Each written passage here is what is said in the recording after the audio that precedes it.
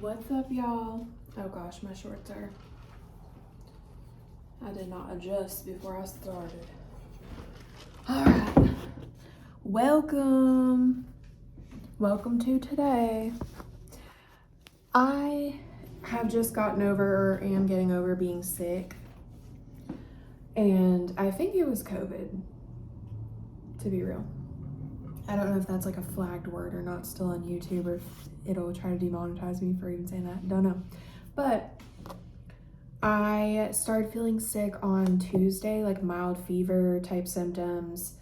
And it was a whole fiasco last week in terms of calling off of work, and it was absolutely bonkers. Let's just put it that way. But I'm definitely feeling better.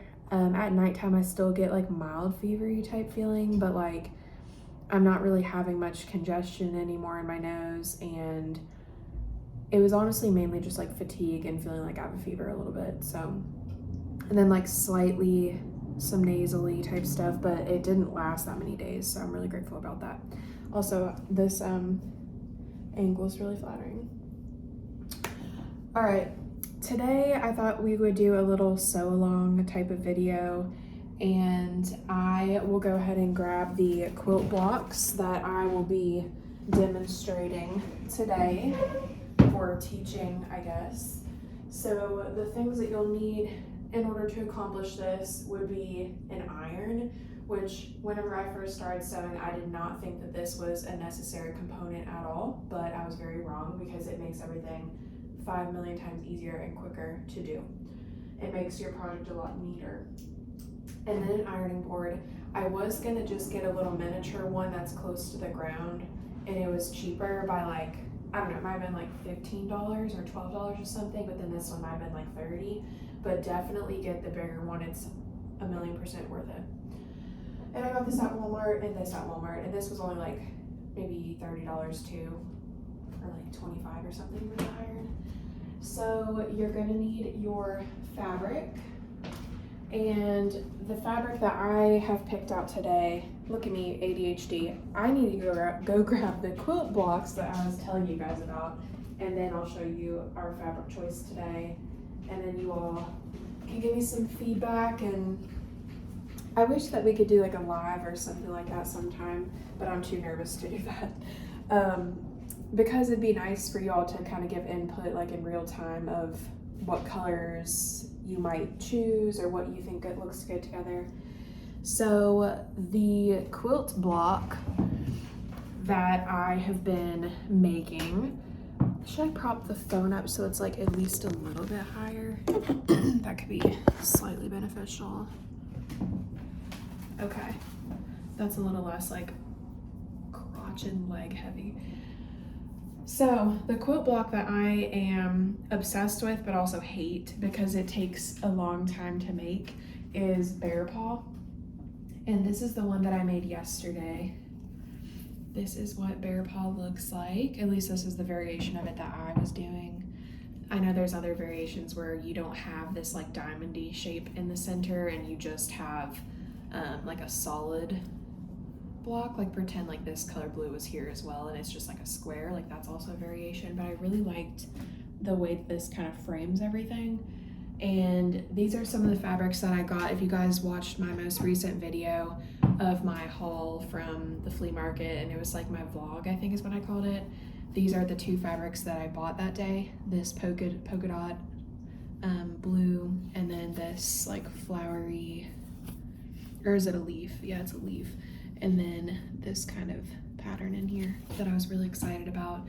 So this is the most recent one I made. This takes hours to make. I don't know what the deal is. I think it's just really meticulous, but you have to cut out a bunch of squares, and then you'll put the squares together and then like draw a line down the middle, draw a line down either side of it, and then you need to like sew the two lines, cut the middle, iron them out, and then like you can start constructing your block. Oh, but then like to trim it up and then construct it. So it's a whole concept, and I guess in this video we'll kind of go through it together on how to do it. You can watch any tutorial on the entire internet that is not mine, and it will probably be just as helpful. And then this is the second one that I ever made. I think I already showed you guys these. I think I did. I might have showed you in my most recent video, but if you didn't watch that, then here it is here.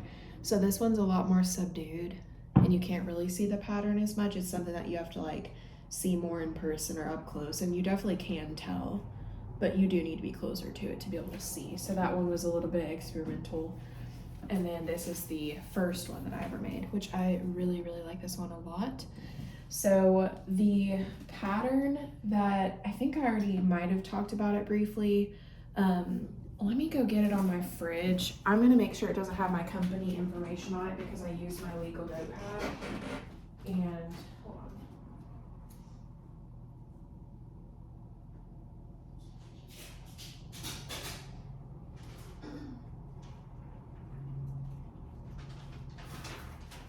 Getting some of my personal identifiable information out of the way before I show you guys this little piece.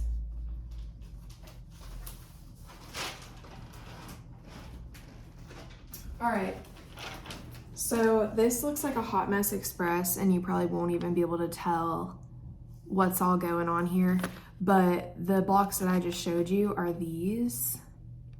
And then I need to make a fourth one. So that'll be it. Like, I'm done making this block. I've learned something about myself as a quilter because I'm fairly new at it. I have learned that I don't like very meticulous, repetitive things. Like, my very first quilt I ever made was completely improv. I had no pattern in mind, no design in mind, and it just kind of revealed itself to me as it went along, and I just decided like what kind of would look good where as I was going.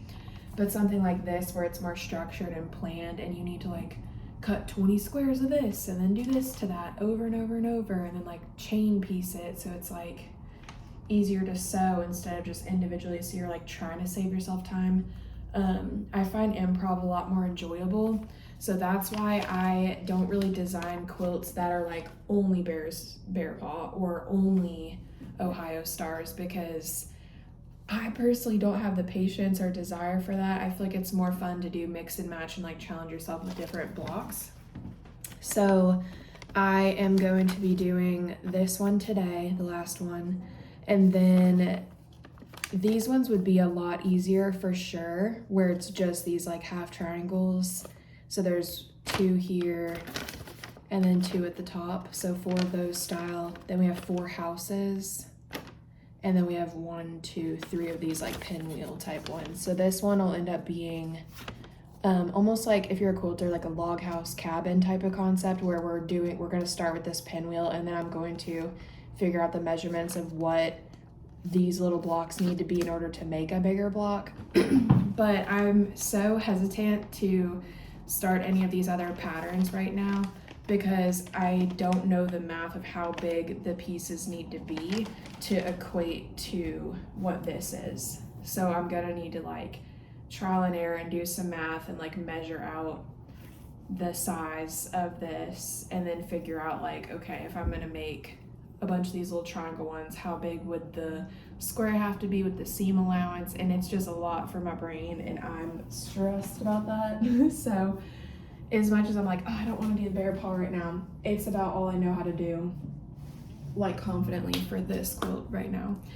And then I'm excited to start these houses because I think these ones can definitely be more improv style, and like they don't all need to look exactly the same. The only thing that will really matter is that the full sum of the block will be the same size as the block, you know what I'm saying? So that is what we've got going on for our little plan. And then as for the fabric that we're going to be using today, I have this little skirt shorts thing that I cut up before I started filming. And in order to do a quilt, you don't need to buy quilting fabric like off of a bolt or brand new. You don't need to do that. I made all these blocks out of clothes. Well, these ones technically were probably like fabrics off the bolt, but like these were both clothes. This was literally also the Chick-fil-A cup, sorry. This was a dress from Shein, like from Goodwill, but a Shein dress. And then this was like someone's handmade dress project that they did. You could tell it was a handmade dress. And then this was a pair of shorts, and then this was a pair of men's like slack type of pants. So you don't need to buy brand new fabric. So I started off with these pair of shorts slash skirt, and what I did was I just went around all these really thick parts, like all the seams and the little zipper, buttonhole, whatever this is. I guess it's a zipper, yeah. So just cutting around those bulky bits and trimming it down to like little scraps. So I had to make sure, because my measurements that I'm using for this project are the square itself. So I guess now we'll like start talking about the project. The square itself to make the bear paw bits. Let me try to like fold this so we can make it more like elementary, like so I can show it. So this section right here, not these little bits, not the little triangle pieces, but just the square, this part right here, in order to achieve this, where it's two different colors, we need to have cut 4 7-inch squares is what I did. And you'll do 2 of one color and 2 of the other color. So 2 7-inch squares of this one, 2 7-inch squares of this one, and then we'll get into like how to actually construct it.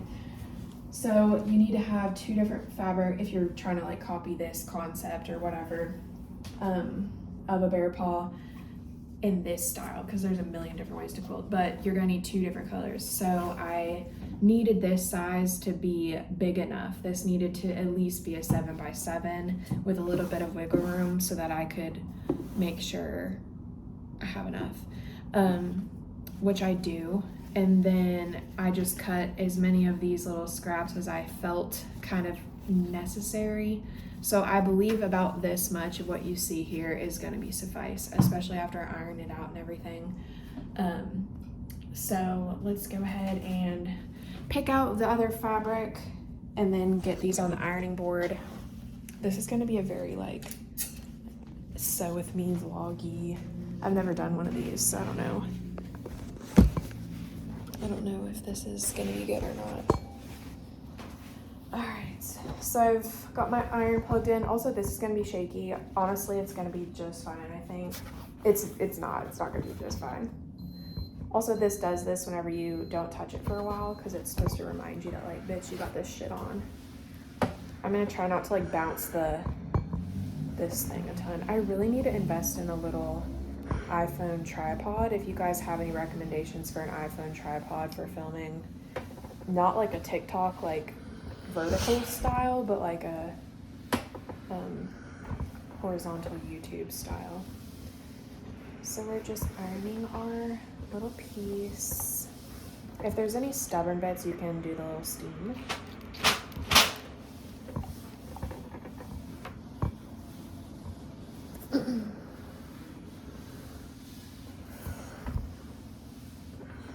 This video will probably be like over an hour long, to be honest. And maybe that's good, maybe that's not good, because it's like we're hanging out. I'm not gonna do the entire thing in real time because that would be psychotic. So maybe I should already stop doing this and then move on to the next little section.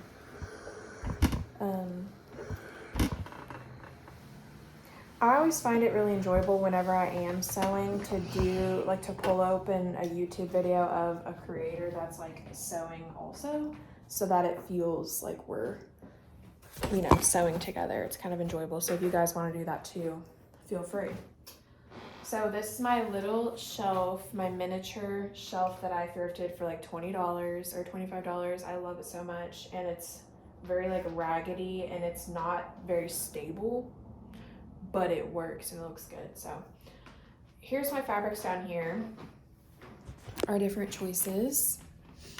So I'm not gonna repeat the ones that I've already done, so that leaves out this one and then these two. I'm thinking I'm gonna do this one, which is a pair of shorts. Hold on, I'm just gonna... Turns out I'm a silly goose and didn't realize that I paused that. And I was just chit-chatting for a minute here, but it's okay.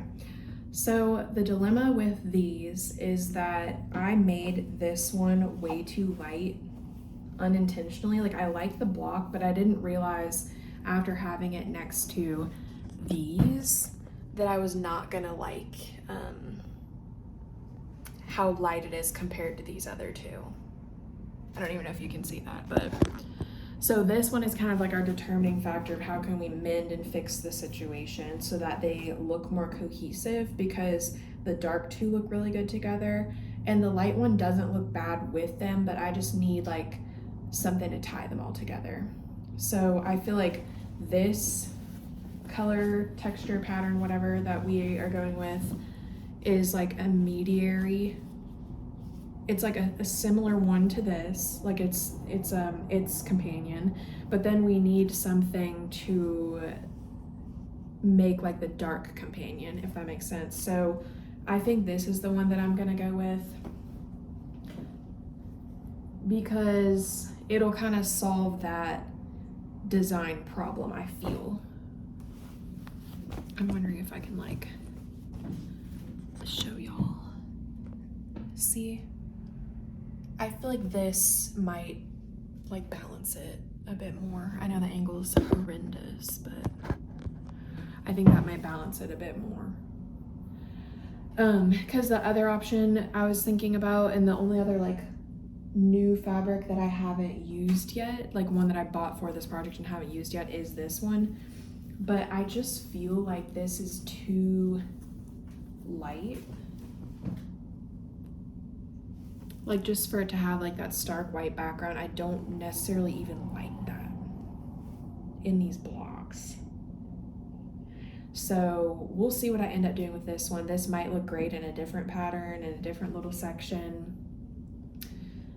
And then kind of maybe have some dark to balance this one as well. But this one definitely can't get stuck with another light fabric because then it's gonna end up being like this situation again, which you guys might think this is completely fine, but I think in terms of like the hard work and the angles and everything, for it to look more striking and constructed, to have two light / non-contrasted fabrics side by side didn't really work, at least for the look that I was hoping to go for. So with these, you know, just take the shorts and find the area that is the most surface area. So not the back, because there's pockets on the back, although we will still use it, but just to start cutting along the seams of the shorts as close as you can to the seam, because we want to get as much fabric as we can. So right now I'm cutting up against the pocket.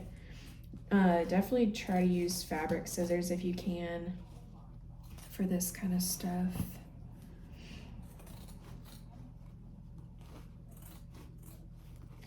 Now these thicker fabrics, they are more difficult to sew theoretically, like just because they get bulky a lot quicker than a thinner fabric, and I believe that's probably why quilters use specific like quilters cotton and, you know, the fabric on the bolt. But I'm less interested in the functionality of it. As long as the fabric like feels good and it doesn't feel like polyester, like super stretchy, like this will be fine because that does not really stretch. And then I'm just cutting off the, like, it has a hem, not a hem, like a finishing on it, and I don't want that part, so we're gonna cut that. So this one will be the last, I've already said this, I'm just like chit-chatting, but this one will be the last bear paw, which I'm excited about that because I'm tired of making bear paw, Grandpa. I'm tired of it. I love this one. This one's so moody and it looks like a night sky. And if I didn't already say this, this quilt is going to be called My Old Kentucky Home. So that's why all the fabrics are blue and white and green. And I think I talked about that in my most recent video whenever I like hauled the stuff. But that's the theme. Okay. For example, like this kind of fabric, this like swishy, like do not use that for a quilt.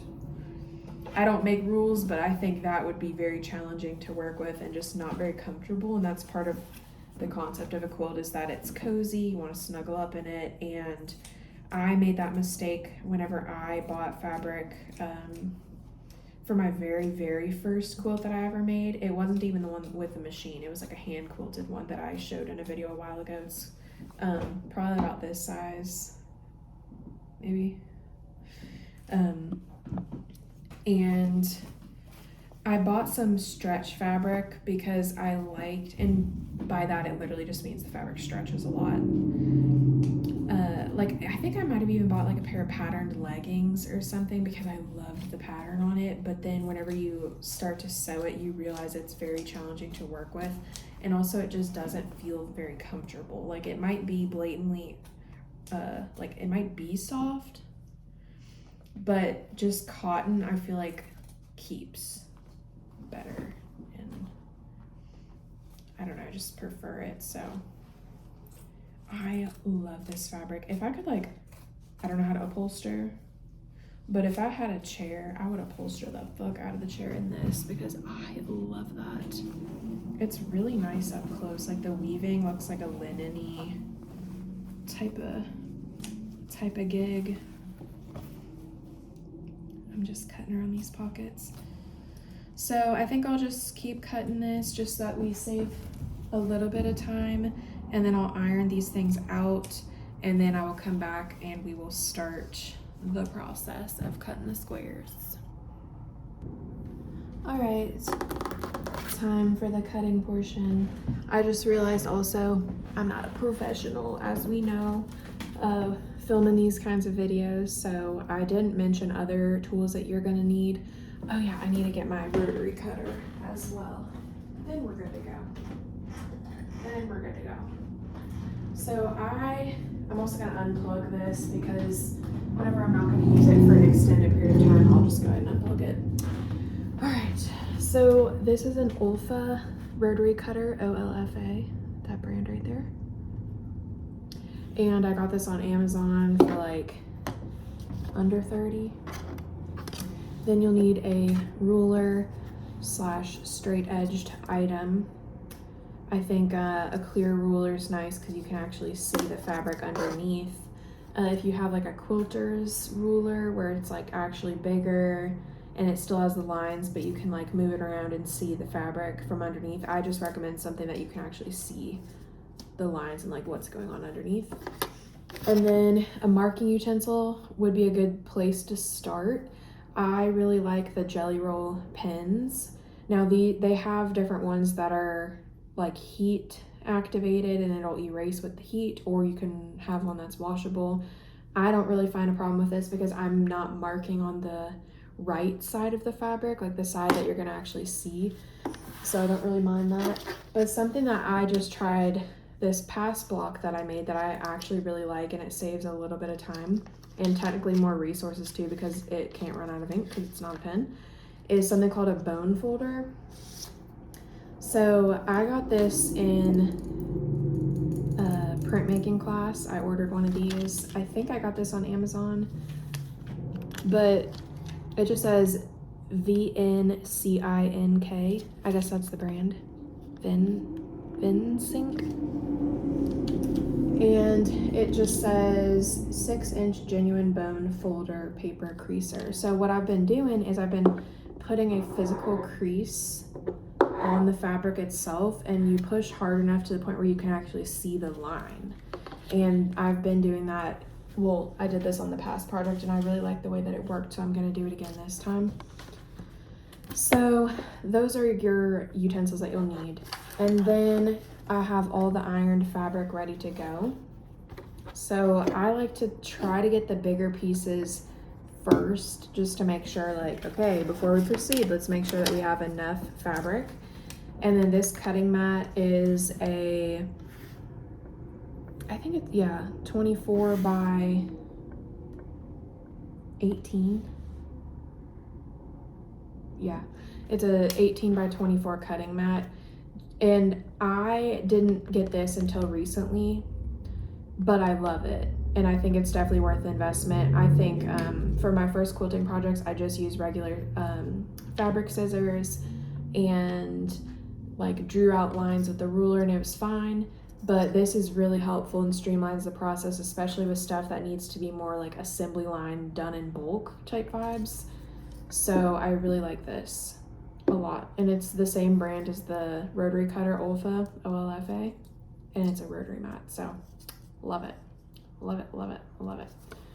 Okay, so it's kind of hard. I don't really know the right way to cut fabric, to be honest, but I try to look at the bottom line, like just some line at the bottom, not the very, very edge of the mat, because I don't have a full-size table to work on. Like, it's just my small little IKEA piece of furniture, so it's like that big. So the mat's like hanging off the edges. So I pick a part that like is actually stable with the table. So that's a couple inches up.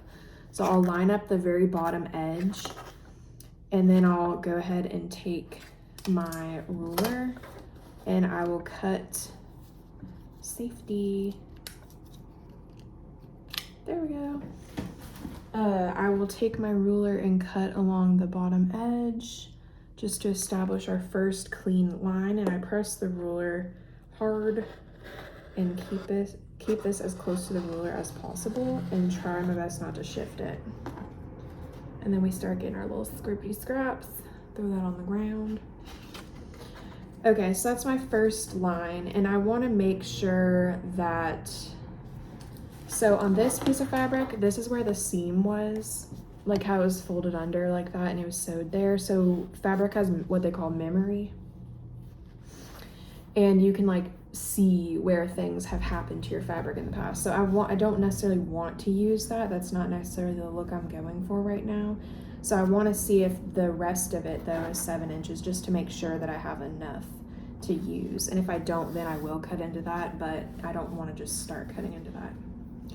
So then these little scrappy bits on the side that are shorter, that's not going to get me to the 7 inches. So I'm going to just count off and see from that crappy seam and look 1, 2, 3, 4, 5, 6, 7. Okay, so I definitely have 7 inches worth. So now that I know that for a fact, I'm going to line this up so that I can cut that crappy seam off. Very, very close to it, just so I'm not wasting any fabric. And this is always kind of hard because you can't really see, like my ruler's short, so it's like kind of bleeding off over the edge to the point where I can't really even see. But I just try my best to eyeball a straight line. That's why our tools are nice. So stuff like this, like theoretically I could use this as a scrap. So like I make a scrap pile and then I make a, that's for sure gotta get thrown away because it's way too small to do actually anything with. So then I'm just cleaning up this edge a little bit more because like I said, the ruler's too short, so I can't really see the full line. So now that I can see more, I'm gonna cut off until I get an actual really nice straight line. So see, we can't make nothing out of that. That's the trash pile. All right, and then now I'm gonna count, now that we have that very clean edge, we're gonna count 1, 2, 3, 4, 5, 6, 7. You know, I could just use it the mathematical way, but my brain don't work like that, so. 1, 2, 3, 4, 5, 6, 7. You always wanna double check before you make any cuts just because you don't wanna fuck up. But whenever I have fucked up, I just end up using it for a different portion of the project. This looks like a period tampon string, that's crazy. All right, and then we're gonna count 7 up. 1, 2, 3, 4, 5, 6, 7. This is where I've screwed up before, and I end up cutting it 6 instead of 7. So love that. All right, now we're holding it down.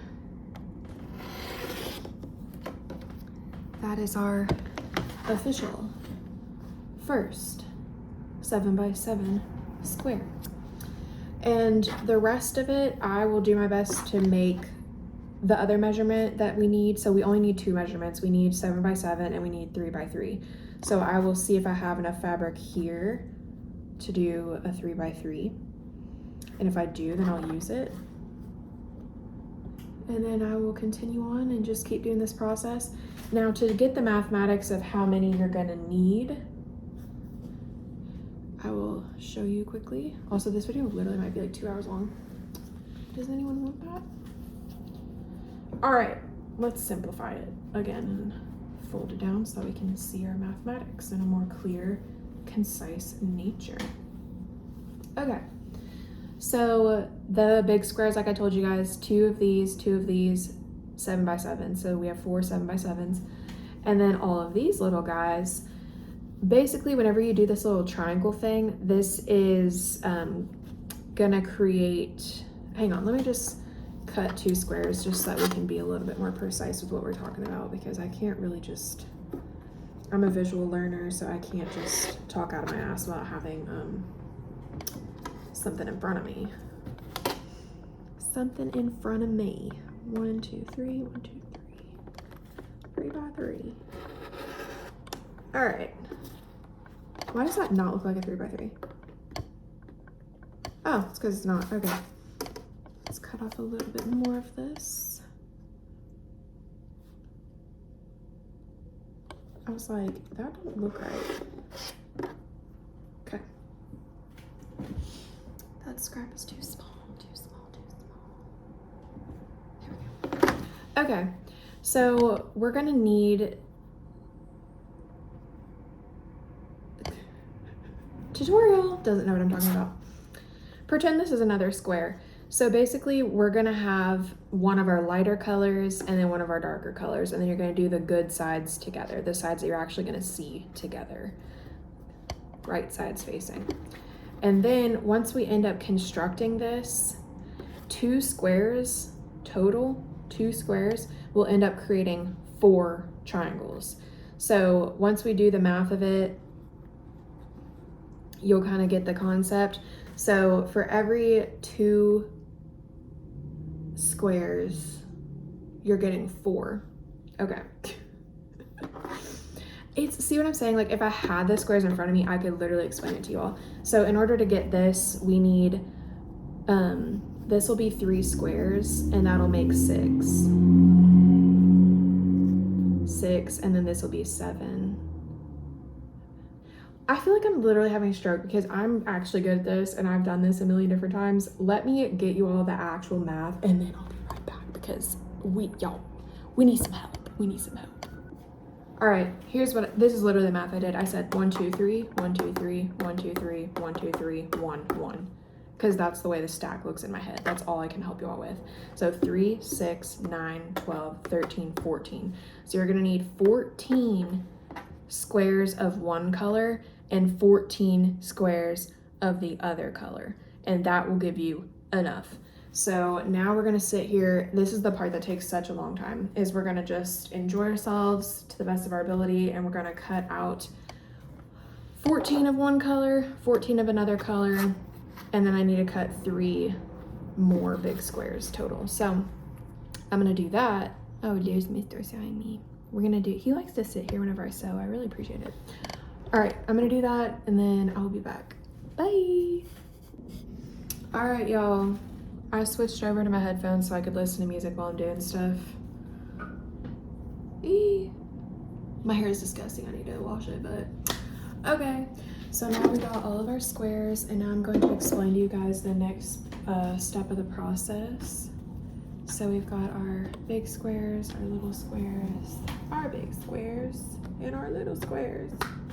Yay! Also, my nose is running like a motherfucker. All right, let's see. Am I able to back up at all so you can see me more? Does it not matter? No, I don't like that. Whatever. Just ignore the fact that I look crazy. All right. So I will go ahead and show it to you guys on the bigger squares because it's easier to see, and then you're just gonna apply the same technique to the small squares. And I'll teach you something on the sewing machine as well whenever we get started. Also, I need to go grab a thread. Clearly I'm not prepared at all. I'm gonna grab a thread. Use whatever color you want. Some people like use something that matches. I do some, well, I don't really do that. I don't really do that. I think I just use what I have. The one that I have in the setup right now is this like tan kind of color because it goes with both of these blues and greens. So that's the tea with that. Let's go ahead and thread this thing real quickly. Oops. Thread this thing up. What is going on? Oh, wait. Oh my god, I'm psychopathic. I just thought this shit was Baroque. I was trying to thread the needle from an angle that doesn't even make any damn sense. Now that thread is crazy long. Lick that hoe. And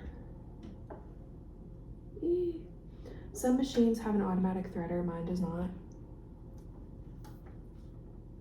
Mine don't, but that's okay.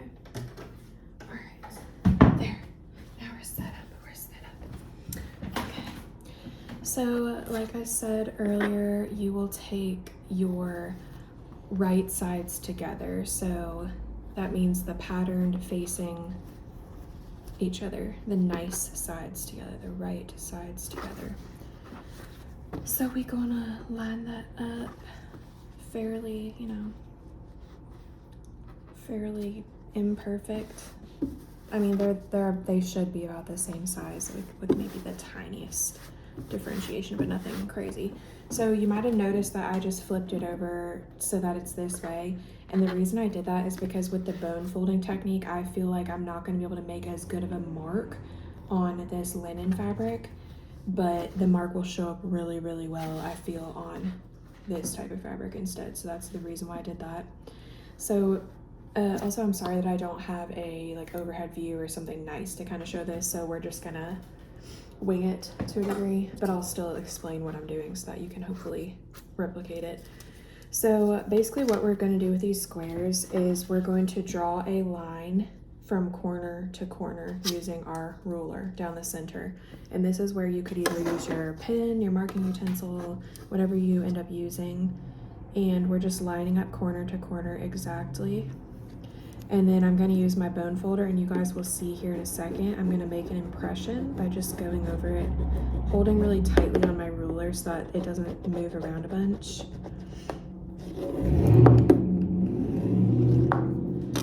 All right, that made a fantastic line. So see, this is something that we can clearly see. You know what I'm saying? Like that will work just as good as a pen. And then what we're gonna do is we're gonna make lines on either side of it with just a little baby seam allowance type vibe. So the amount that I use, I just kind of eyeball it, but I use I have to sneeze. Oh my God, excuse me y'all. So what I use is the side with inches. I like the line with the numbers on it, the longest line. I will put that line and touch that line to the center, so that we're creating whatever amount that is. It's probably like a centimeter or so, but that's the line that I use to line up. And then I make the exact same marking on the other side. So now we have two lines, and then I will make the same size on the other side of the line. So our goal here is to have 3 different markings in this kind of shape. Also, I eyeball this. You could spin it around and like actually use the lines, but I'm pretty good at eyeballing, so I just, you know, it's all good. It'll be fine. So now we have our block like this. And on the bigger ones, also if you're just starting out, I recommend it to use quilter's clips. I just use 2 to do this type of thing. And we're just trying to secure the sides together, both of them together, just so that they don't shift a ton, because then that's obviously going to change our shape. So now we're going to come on over to the sewing machine. This is going to be extremely juvenile in production quality, but I guess it'll do something. Okay.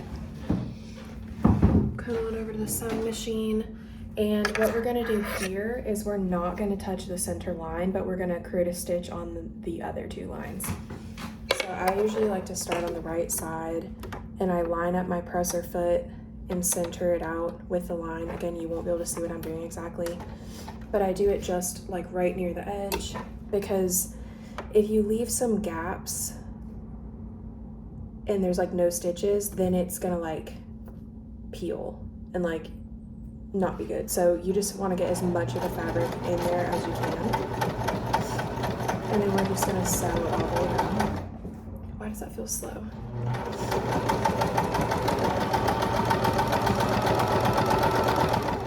Sorry about the camera.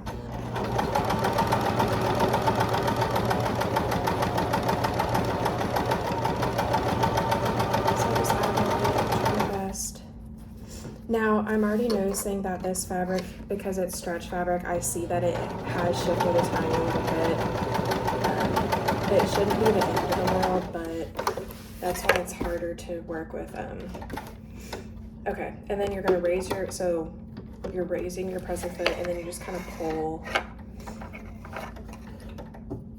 and then clip your threads, and then I like tuck it back in there and push it behind so that it's ready for the next stitch. And then you have like long tails on this side, so I just trim those off.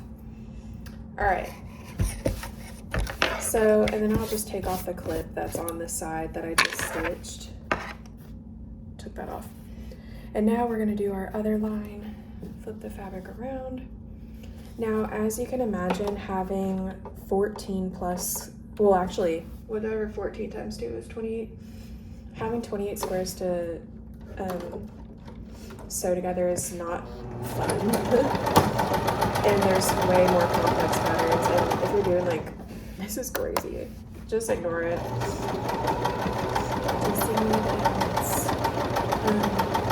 So like quilted very intense quilt, but quilting takes a long ass time. So I tend to like this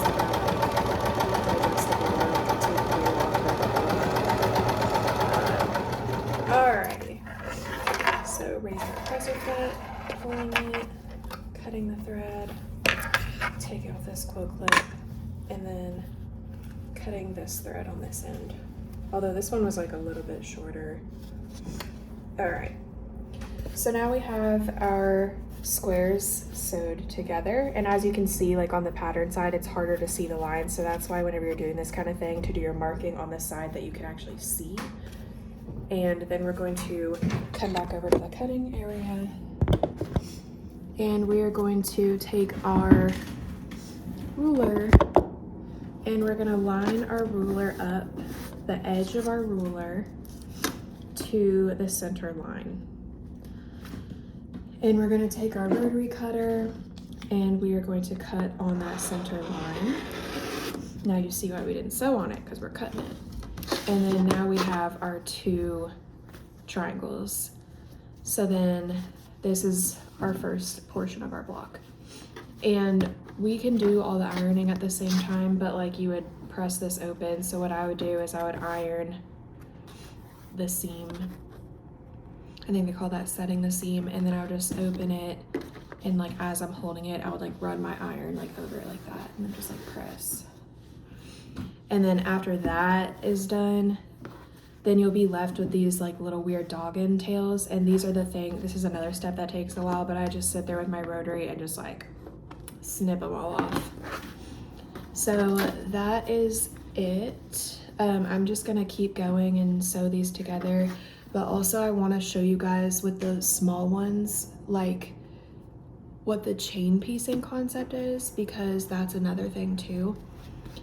So this part does take a long time. Obviously right sides together with these, and then we're gonna do those exact same marks that we just did.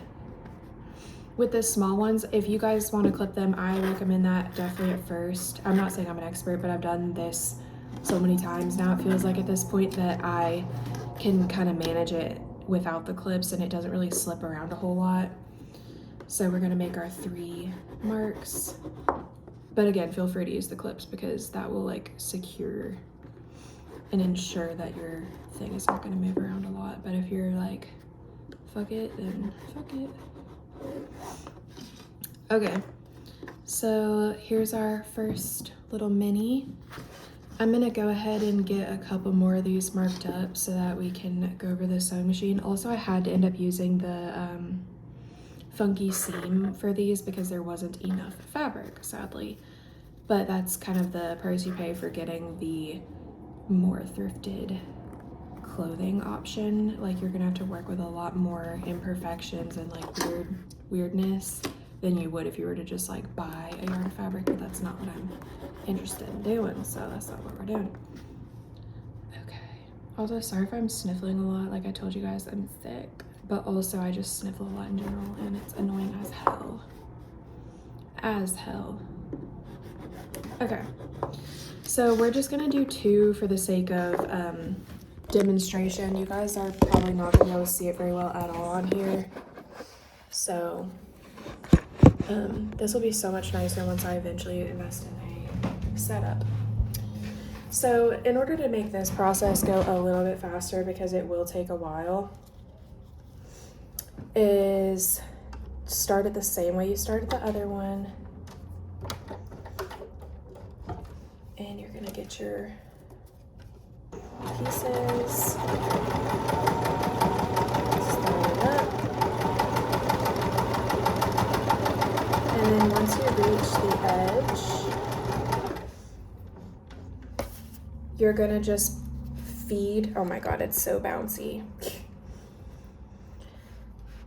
You are just going to feed your pieces in one after the other, and this is what they call chain piecing. So I'm just like gonna lift up my presser foot, the needle is still down, and then you're just gonna line it up right to the edge of where that needle is, and then you're gonna put your presser foot back down, and then you're just gonna start sewing, and they're connected now. Boop, boop, boop. I probably should have used clips because it is quite stretchy fabric actually. I didn't really realize I was going to do that. Okay. So then basically you're just going to sit there and do this for the entirety of all the little ones that you have, just so that, first of all, you're not going to be wasting as much thread by like snipping and cutting and removing in between. But once you get to that point, hold on, let me just do this other side for y'all so that you can see what we're talking about here. Okay. Next. I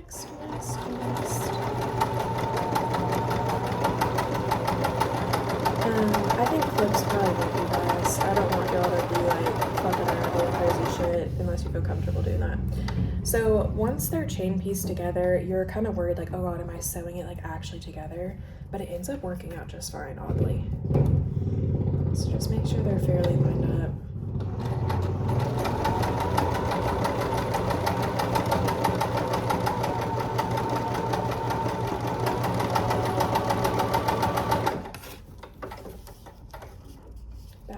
Bounce. Oops. Sometimes like the thread feels like it's getting caught, so I just turn the little wheel on the side and it'll release that bottom one. Oh goodness. That was really long and crazy. Don't know what happened there, but alright. So then what I'll do is I will take a seam ripper. Y'all, I look busted as hell. Take your seam ripper, and then you'll go through, and as you can see, like, yes, they're connected, and they look like they overlap in a little bit of a scary capacity, but if you just take your seam ripper, you're not going to damage your fabric. Just be careful, and just do that very last seam, and then you're going to be fine. All good. It might loosen a couple on the end, and if it gets so bad to the point where you feel like it's not even secure anymore, then you can run it back through the sewing machine and like double stitch over it just to give it a little more security, but it's not that severe. I feel like I made this one really small on accident. It's okay though. So yeah, once you have all of your pieces, that one is really small. That kind of is not very good. It'll be okay though, maybe. Maybe it'll be okay. Maybe it'll be fine. It is what it is. And then once you're done, you'll have like your big old stack, and then you'll do that exact same cutting technique. And then you'll have like a shit ton of squares that you need to do that little dog ear thing that I showed you guys where it's got that like awkward edge. Just trim that off with your rotary cutter or your scissors, whatever you have. And then you'll iron them out, and then we'll get to the block construction. Bye. Bye. I'm sweating. All right, we're at the ironing stage. Let me flip over to this other side just so y'all can maybe see slightly better right here. I went ahead and did these ones. I wasn't gonna show y'all, but I'm like, oh God. Jesus Christ. Actually, I look scary from that side. I mean, I probably look scary from all sides, to be real, but we don't have to add insult to injury here. All right. Whenever I talked about setting the seam, this is what the bitches say to do. They say to set the seam. So you go over the seam whenever it's like already folded up and stuff, like exactly how you sewed it. And then you like open it and like you just press. You just press. And I just kind of go over it a little bit. You can add a little, if you're feeling frisky as hell. So you just do that a million bajillion times, and then these little ones take a million years to do as well. And then again, once you're done, you'll do that little like weird dog ear clip-ins, and then I'll meet you guys back over there and we can talk about placement and kind of how I like to think through that, think through the process. And then we'll get started sewing the actual block. Okay, we're reaching a home stretch in a mild capacity. So next step is to lay them out and decide which orientation that you would like them at. And because I said I was hoping to make it look a little less dark on this one because the other two are really dark and I kind of want this one to read as light, then that means I'm gonna have like the majority or like the background be the light color is what I'm thinking. So, but I'll show you guys like the two different orientations so that you can conceptualize what it looks like. So you'll start by laying out your pieces in this orientation, doing the light on the inside and dark on the outside. And then you will take your little pieces, and if you want to look up on Google bear paw quilt block to kind of see how it's actually configured, because it's kind of hard to explain based on just watching me do this like fairly sloppily. I need to like move these up a little bit actually. I like this because it looks like they're kind of in the sky. So there's a certain orientation that you lay them out in, and that's what forms your bear paw. And essentially the same color that's like touching, you're gonna have the same colors touching. So you're not gonna have like the sky color touching this dark edge, you're gonna have only the dark edges touching. So we're forming 3 little claws of the bear paw. And then for the like center one right here to fill in, we do flip the orientation, and that's what kind of encapsulates it. So now it's like in the sky. I think I do like that actually. But then the other way you can do it to test it to see is you can flip the darks on the inside, and then now the paw is gonna be the like sky color. So then you can see the difference of what that looks like, and I'll just go ahead and lay that out for you all just so we can have a little compare and contrast moment and see the differences of what that kind of does to the design. And that should be able to help you make a choice as to which you want it to be. And you might even have in your head going into it like which you want the paw to be, but then you might lay it out and realize like, oh, I actually don't know that I want that orientation to be that way. Okay. So it's hard to see with like one laid out, so maybe I'll try to lay out the second one for you guys. I know this video is probably reaching almost like 2 hours long. I hope you don't mind the long video. I don't think long videos are as popular, but I kind of like a long video sometimes just so that you can like work alongside with somebody in real time and you're not having to like keep switching the YouTube video, because I find that to be irritating if you're like trying to do something, you know.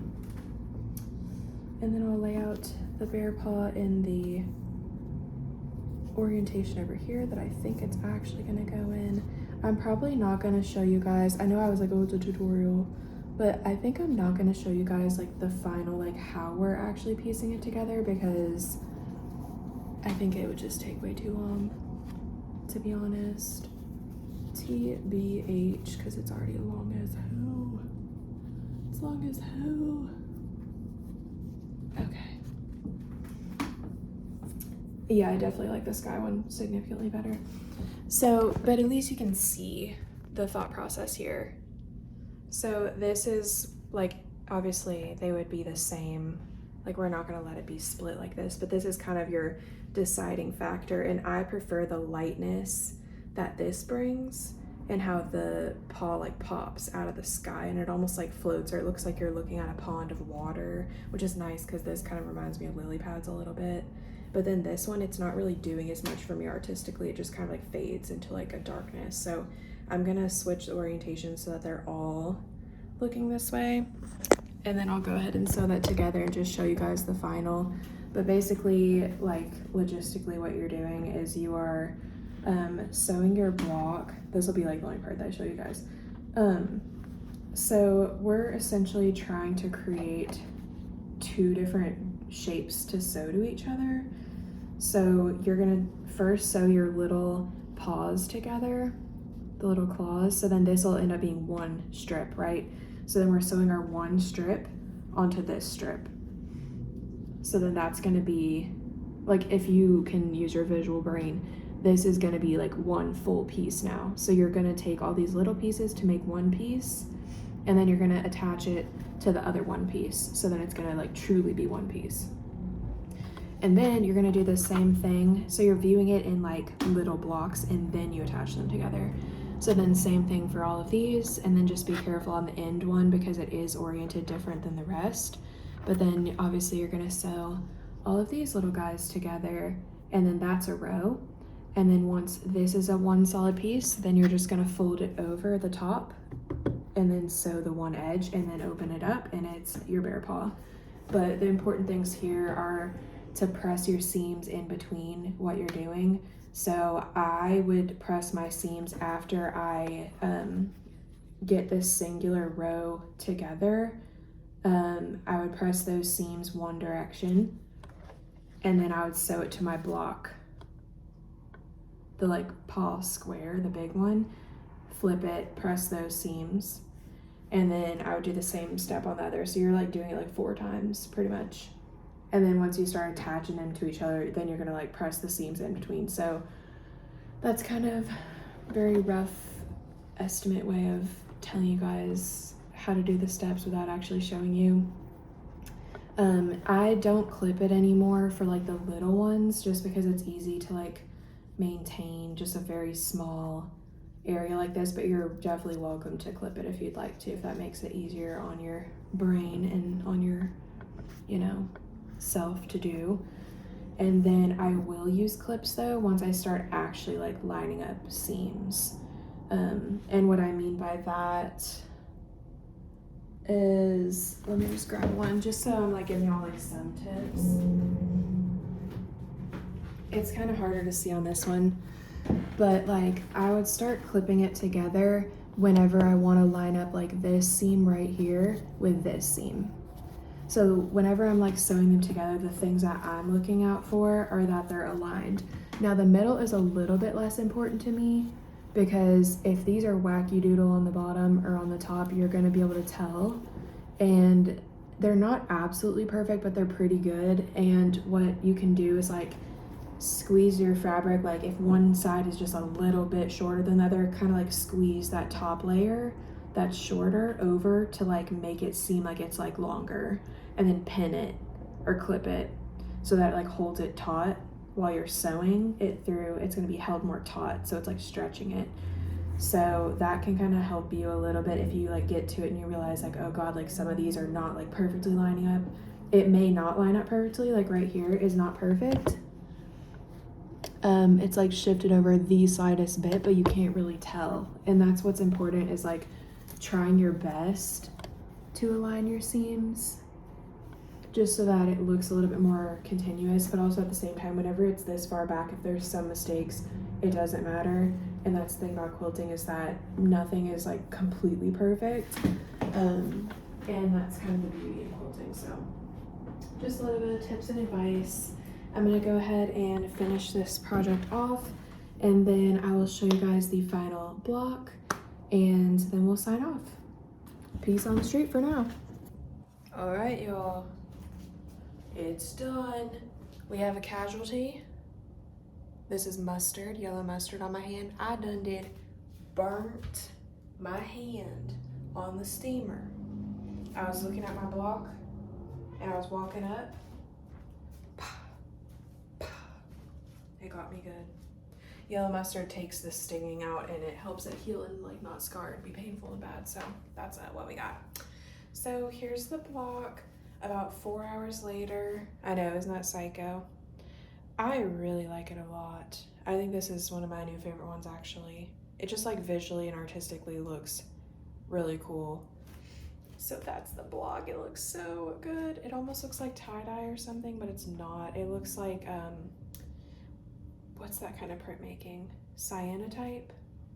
If y'all know cyanotype. It's like some sun exposure, light exposure, sun exposure type chemical, and you like put an object over it. So pretend that these were like real flowers and stuff like laid down, and then it like goes and sits in the sun, and then you like remove the flower, and then you like put some solution on it, and then it makes it even darker. It looks like an x-ray of an object. So I love it. It looks like clouds, tie-dye, a really neat texture.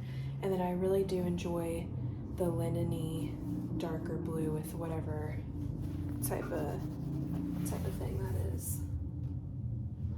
So cool. Obsessed.